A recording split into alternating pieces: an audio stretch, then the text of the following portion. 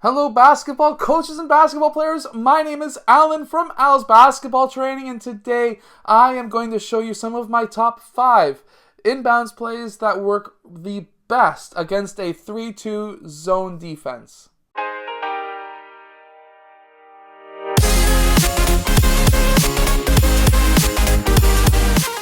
Hello everyone, so my name is Alan from Al's Basketball Training. If you're new on this channel, I show you basketball plays, drills, and skills. So if you like that stuff, hit that like button and subscribe because I post these videos every single day. So from there, basically we have a baseline inbounds against a 3-2 zone defense.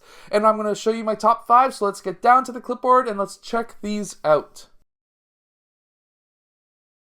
So in this first inbounds, we have basically just a box. This is a box inbounds, and what we will have is player 4 and player 1. They're both going to be cutting across and popping out to that 3-point line. So they're going to be popping out, and player 4 is the first player we want to receive that ball. So he's in that corner. Obviously, number one option for this one is to jack up the 3-point shot. Against the 3-2 zone, these areas will always be open depending on which side you're on. So coming from there, basically what's going to happen is now you're in a stacked side, and player 3 is going to be popping up to that 3-point line. He needs to get inbounds before, well, he gets called for being out of bounds for too long. And basically from here, what's most likely going to happen is player 3 is going to pop down and player 4 is going to front face, which will bring player 5 red over. What we're going to have now is on a high post, or the player at the free throw line extended open.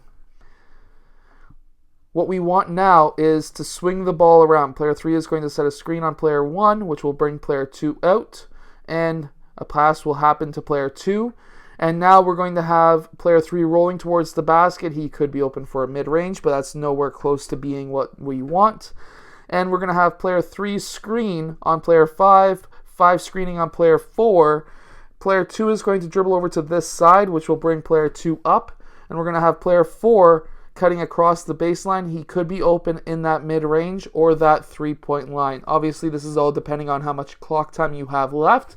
So depending on how much time you might want that shot, or you could hold off for a few seconds. This will be about a 5-second play for a mid-range on this side or a 3-point shot on this side. Obviously, with most players, however, that mid-range shot will be a higher accuracy, higher percentage shot, so you may want to have that as your number one option. So now in our second inbounds play, what we have is this big line, and what we have at first is player 1 cutting towards the middle, which will bring the defense in. And now we are going to have player 4 popping out, and player 5 setting a screen on player 4. Player 4 should receive that ball, which will bring player 3 down, and player 2 will pop up. Now, player 4 could have taken that 3-point shot, obviously player 4 being probably one of your best 3-point shooters, or what you can have is now player 2 popping up, and if player 1 is still guarding that middle of the court, he may be open for a 3-point shot now as well. But if player 1 red recovers, we have player 3 already coming in the court, and he's already popped up to that 3-point line, and he should be most likely covered over here. Now what we will have is player 5 going to that high post, and he should be open. We need to get player 1 blue out of that key, so once he finishes cutting, he's going to clear out to this side. And what we want is player 5 to receive that pass in that high post.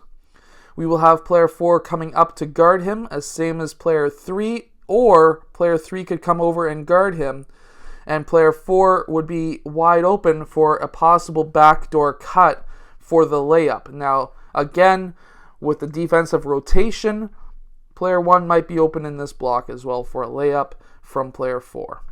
The main option, however, in all of this is player 4 hitting that 3-point shot along that baseline.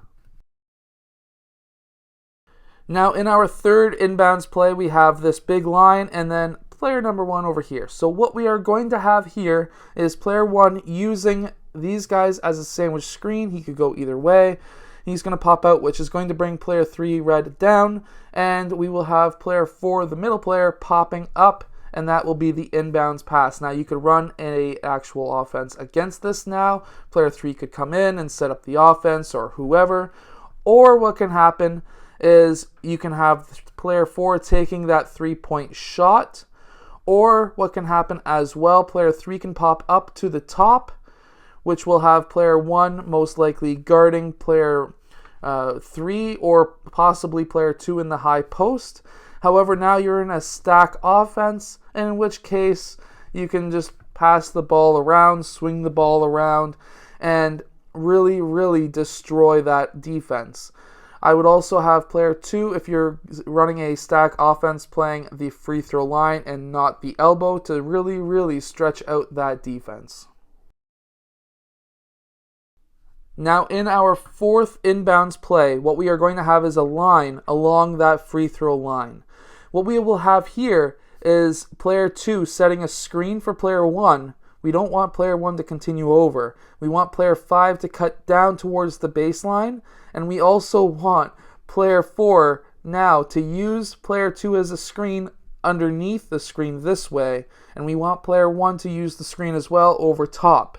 What this will do is now bring these two players over. Player 3 now has 2 players to guard.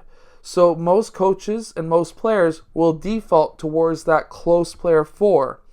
In which case, because, well, player 5 is setting a screen for player 4, and player 1 should be wide open, you can set up the offense, or he can jack up that 3-point shot.